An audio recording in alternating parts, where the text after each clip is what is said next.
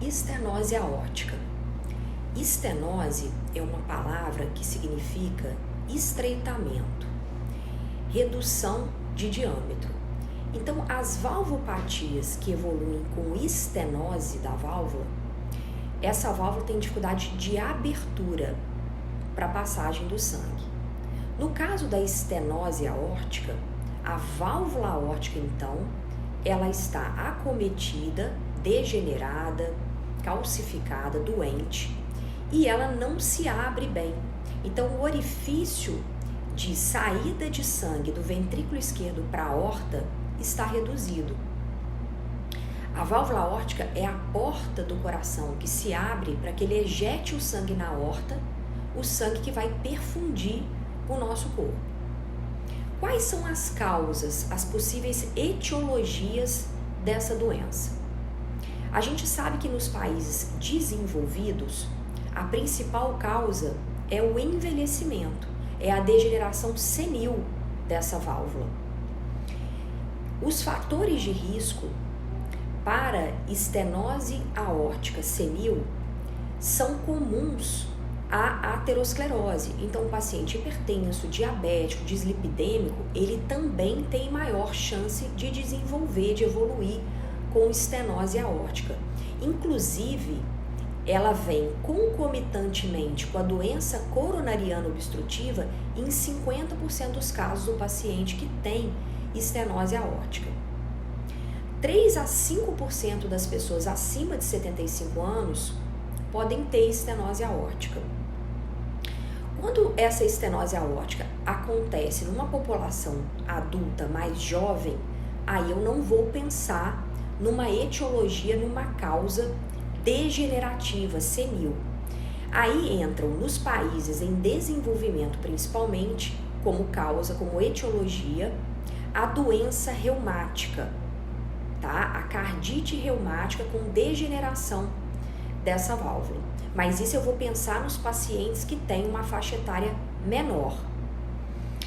Entram também aí 2 a 3% dos pacientes que evoluem com estenose aórtica, causas congênitas. Então, o paciente nasce com um problema dessa válvula, né? Por exemplo, uma válvula aórtica bicúspide, a gente sabe que normalmente ela é tricúspide, ela tem 3 cúspides, né? Então, fica uma cúspide, as cúspides são divididas como se fosse um símbolozinho da Mercedes, e o paciente que tem válvula aórtica bicúspide, que nasce com essa válvula aórtica bicúspide, ele pode evoluir futuramente com uma degeneração, um desgaste dessa válvula e com estenose aórtica. Então, primeiro ponto é, né, definiu que o paciente tem uma queixa, né, uma sintomatologia e que tem sinais no exame físico que são compatíveis com estenose aórtica, o primeiro passo no nosso fluxograma é avaliar se essa doença ela é importante, ela é significativa, porque a gente pode ter uma valvopatia leve, moderada ou importante, grave. A gente só vai pensar em sintomatologia sendo causada pela valvopatia quando ela é importante. Valvopatias leves ou moderadas, elas geralmente são assintomáticas, e aí eu tenho que pensar que aqueles sintomas podem estar sendo causados por um outro motivo. E quem define a importância? Quem confirma que essa valvopatia é grave? O ecocardiograma. O ecocardiograma que vai confirmar isso. Eu posso ter uma suspeita clínica a partir do meu exame físico, tá? Dos dados semiológicos, mas quem vai confirmar tanto a gravidade como a possível etiologia é o ecocardiograma. Definido o que é importante, definida a etiologia, que também é muito importante essa etiologia para eu definir qual é o tipo de intervenção que eu vou fazer, eu vou avaliar os sintomas do paciente. E quais são os sintomas que um paciente com estenose aórtica importante pode ter? Então, primeiro eu vou pensar no mecanismo da doença. Se eu tenho uma válvula aórtica que não se abre bem, o ventrículo esquerdo, que ejeta, que contrai contra essa válvula aórtica, que deveria estar completamente aberta, não gerando nenhum obstáculo à ejeção do sangue dentro da aorta, ela não está abrindo bem. Então esse ventrículo esquerdo ele tem que fazer uma força de contração muito maior, porque a pós-carga, a impedância, o obstáculo a essa ejeção está aumentado. Isso gera uma hipertrofia do músculo do ventrículo esquerdo.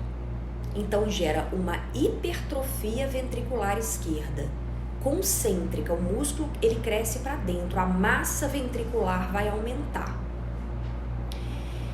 Dito isso, essa massa ventricular aumentada, esse ventrículo mais hipertrofiado, menos complacente, isso gera aumento das pressões de enchimento dentro do ventrículo esquerdo.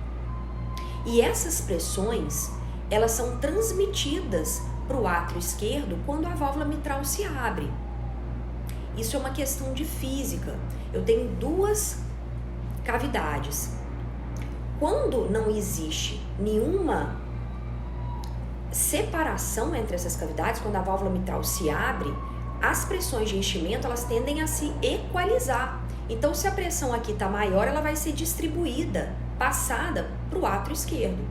E do átrio esquerdo para a circulação pulmonar, aumentando a pressão hidrostática nos vasos pulmonares, o que faz com que o líquido extravase para fora dos vasos pulmonares, para o interstício pulmonar, gerando edema pulmonar, congestão pulmonar.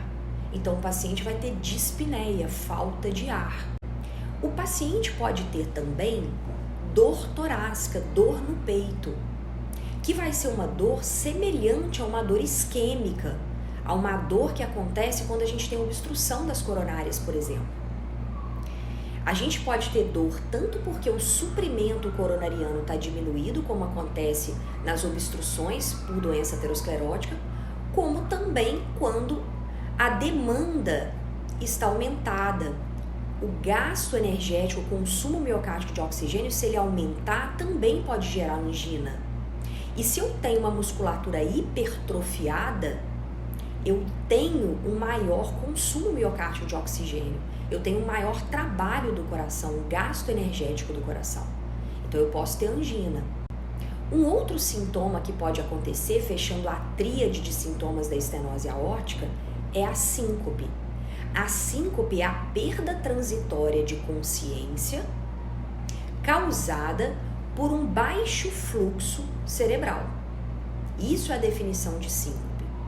Então, se o paciente tem uma redução de fluxo sanguíneo ali por causa desse estreitamento da válvula aórtica, quando ele fizer um exercício físico, principalmente quando ele fizer um esforço físico, às vezes até em atividades habituais, esse esforço físico gera uma vasodilatação, cai a resistência vascular sistêmica na aorta, gerando uma maior diferença ainda de gradiente de pressão entre a aorta e o ventrículo esquerdo, que está com a pressão muito aumentada por causa desse estreitamento na válvula aórtica.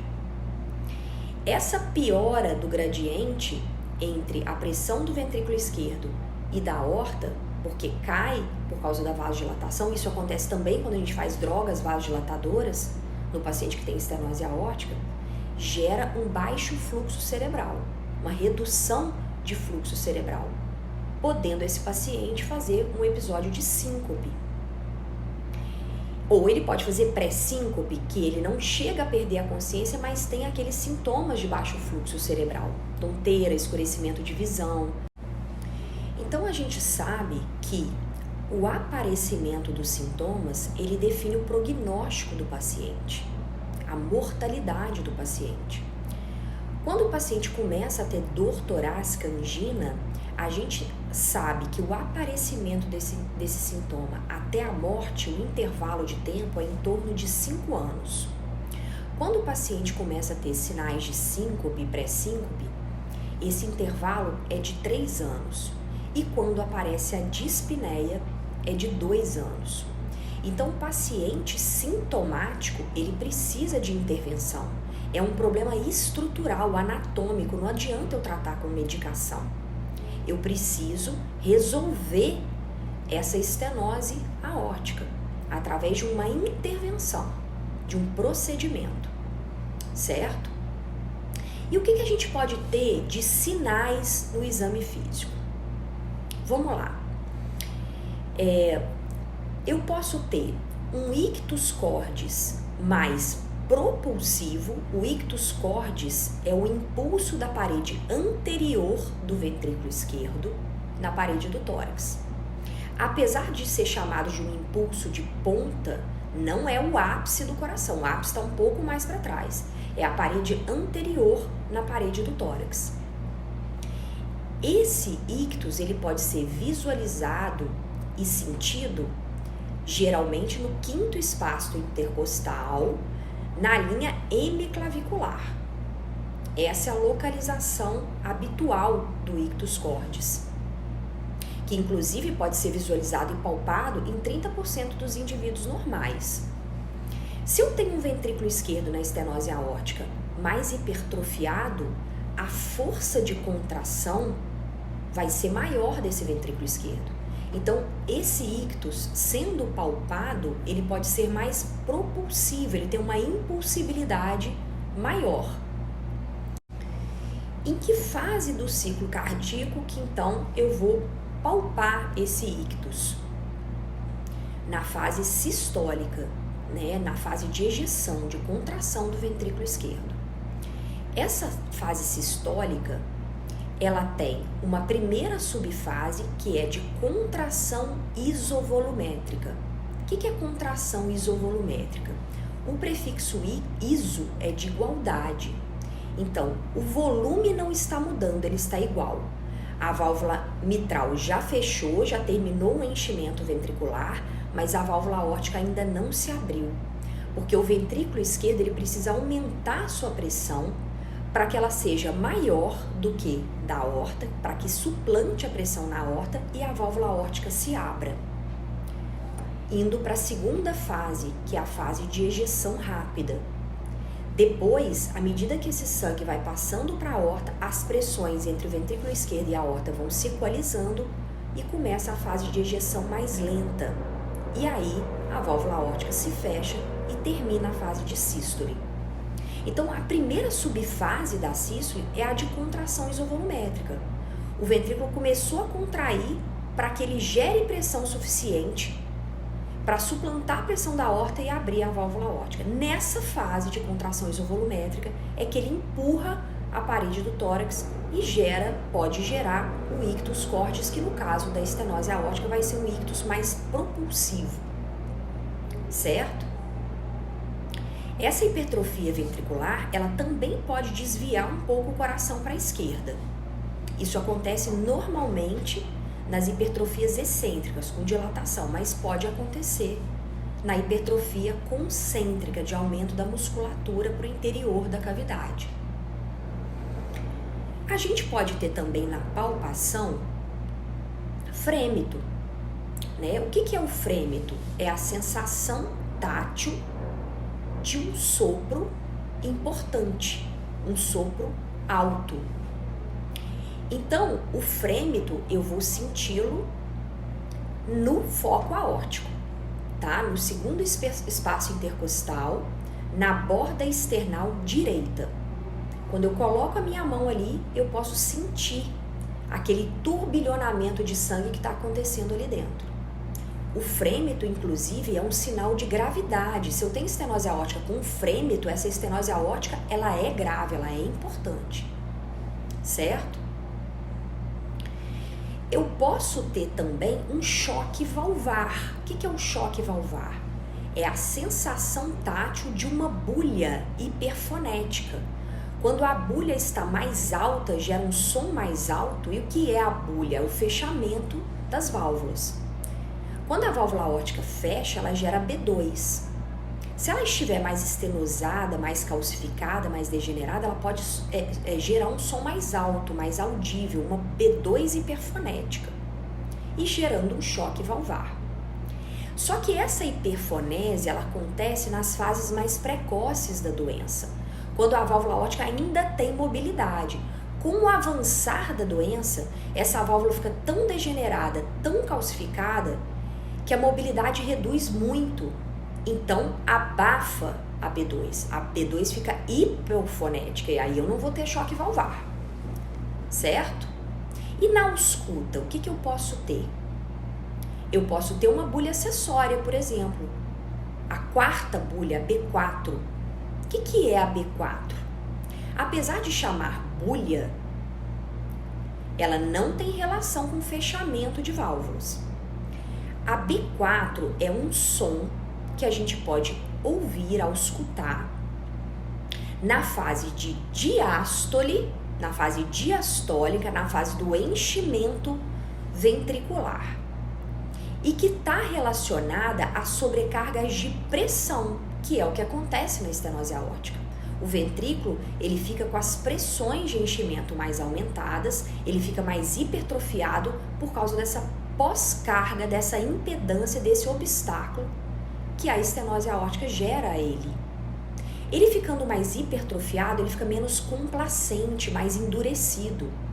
Então, na fase de diástole, quando o sangue está descendo do átrio esquerdo para o ventrículo esquerdo para fazer o enchimento ventricular, a válvula mitral está aberta, a válvula aórtica está fechada, na fase de diástole. Então, no final da diástole, a diástole é dividida em 4 subfases. A primeira subfase é a fase de relaxamento isovolumétrico. Então, de novo, iso é um prefixo de igualdade. Se é isovolumétrico, não está mudando o volume. Ainda não começou a descer sangue do átrio esquerdo através da válvula mitral e nem está saindo sangue pela válvula aórtica. Então, as duas válvulas estão fechadas, terminou a contração, vai começar a fase de diástole, o ventrículo tem que relaxar para acomodar esse sangue que vai descer. Quando ele relaxa, cai a pressão ali dentro do ventrículo esquerdo, ela se torna menor que do átrio esquerdo, que está cheio, e a válvula mitral se abre, começando a fase de enchimento ventricular. Então, a primeira subfase da diástole é o relaxamento isovolumétrico, aí a válvula mitral se abre e o sangue começa a descer rapidamente. É a fase de enchimento rápido, a segunda subfase da diástole. Porque existe uma diferença de pressão muito grande. No átrio está maior, no ventrículo está menor, então o sangue desce rapidamente dos locais de maior pressão para menor pressão. À medida que ele vai descendo, as pressões vão se equalizando entre o átrio esquerdo e o ventrículo esquerdo, elas vão se tornando mais semelhantes. Então entra a fase de enchimento lento. E aí o sangue para de se movimentar quando essas pressões se equalizam. Mas quando essas pressões se equalizam, ainda tem sangue no átrio esquerdo para descer para o ventrículo esquerdo. Em torno de 25% de sangue ainda não desceu, mas as pressões já se equalizaram.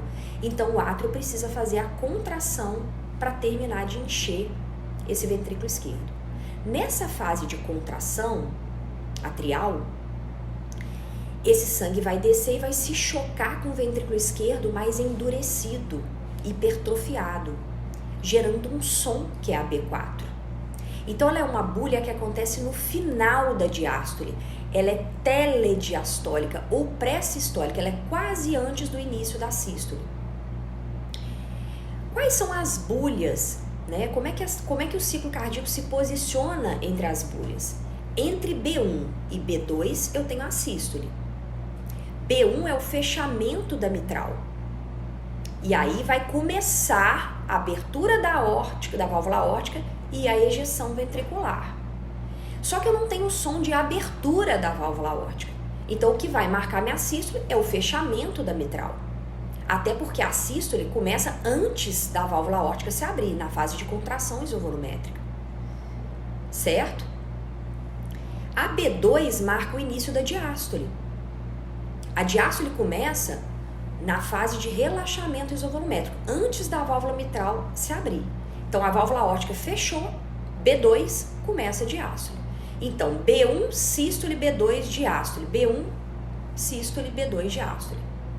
Eu tenho dúvida qual que é a B1, qual que é a B2, na hora que eu estou auscultando, pego o pulso do paciente. A sístole, ela acontece junto com o pulso arterial. Então, teve o pulso, é a B1.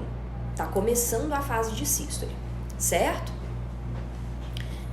Então, a B4, ela sendo uma bulha no final da diástole, ela telediastólica ou pré-sistólica, ela vai ser logo antes da B1. Tem B1, B2, aí vai correndo o tempo diastólico, B4 e a próxima B1.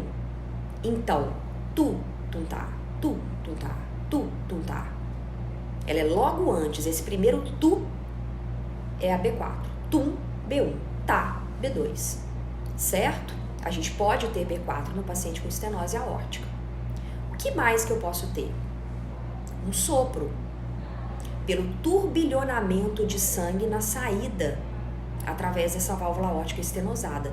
Normalmente o sangue passa de forma laminar pelo coração, não gera turbilhonamento. Então eu não tenho sons, a não ser os sons das bulhas, que são o fechamento das válvulas. O sangue passando eu não escuto ele, mas se ele turbilhonar, eu vou escutar um sopro. Quais as características desse sopro? Ele vai ser mais audível no foco aórtico, no segundo espaço intercostal, na linha paraesternal direita.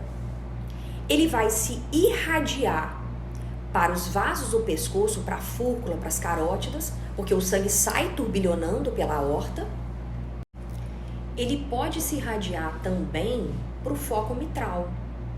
E aí, pela proximidade anatômica das duas válvulas. Porque os focos, eles são longe um do outro. Um foco aórtico é no segundo espaço intercostal, na linha paraesternal direita.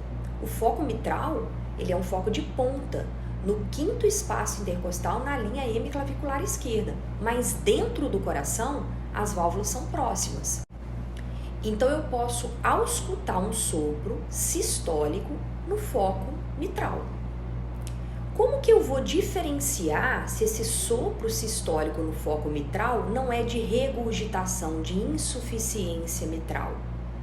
Né? Porque sopro sistólico no foco mitral, na sístole, a válvula mitral tem que estar fechada, a aórtica tem que estar aberta. Então, se estiver soprando ali, é porque ela não está bem fechada, deixando regurgitar sangue do ventrículo esquerdo para o átrio esquerdo. Como que eu vou diferenciar?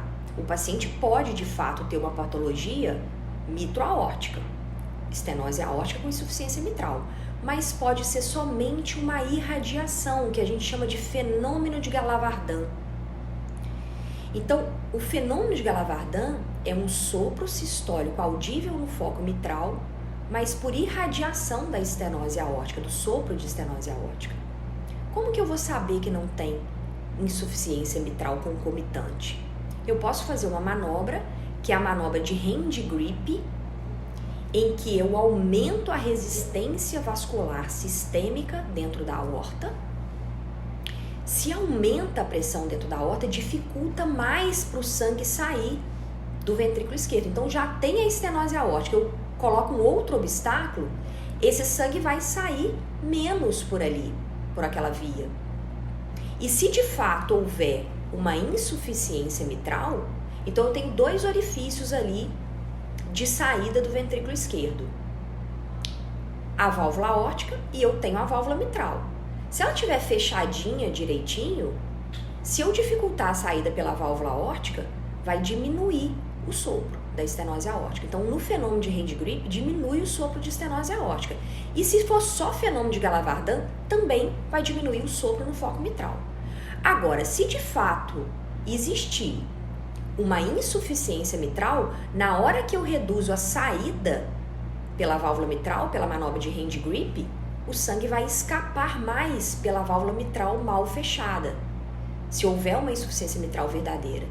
E aí vai aumentar o sopro no foco mitral, sopro sistólico, da insuficiência mitral. Então, se eu faço o hand grip e diminui o sopro nos dois focos, é só fenômeno de Gala-Vardin. Se eu faço o hand grip e diminui o sopro no foco aórtico e aumenta no foco mitral, existe uma insuficiência mitral associada à estenose aórtica de fato. E isso o eco vai me esclarecer, me confirmar. O sopro da estenose aórtica, ele, portanto, é um sopro sistólico entre B1 e B2. Ele tem uma característica em crescendo e decrescendo, então ele é um sopro em losango ou diamante. Então, como é que eu vou auscultar esse sopro? Tum, tá, tum, tá. É um sopro rude, bem audível, alto geralmente. Porque o sangue turbilhona muito, é a hora que o ventrículo esquerdo está fazendo maior força, a hora que ele está contraindo para ejetar na aorta. Então vai passar turbilhonando muito. Esse sopro, se eu já tiver uma fase avançada da doença, que vai abafar a B2, aí eu não vou escutar a B2, vou escutar tum, tum. E às vezes ele é tão intenso que abafa as duas bulhas. E aí eu vou escutar só o sopro. Então essa é a característica. A intensidade, a quantificação em cruzes, que vai de 1 a 6, quanto mais cruzes mais intenso, aí é variável. A intensidade do sopro, ela não tem relação com a gravidade. A presença do frêmito, sim, mas a intensidade do sopro, não. Você pode ter estenose aórtica com sopros mais baixos, certo? Então, essas são as características de ausculta. Uma B2 que é mais hipofonética, numa doença mais avançada, uma presença de uma B4, um sopro sistólico em diamante que irradia para a fúrcula e vasos do pescoço, e que pode ter associado um fenômeno de Gala-Vardin. Por último, e não menos importante, dos sinais semiológicos, na palpação do pulso carotídeo, eu vou ter uma alteração da morfologia de onda do pulso.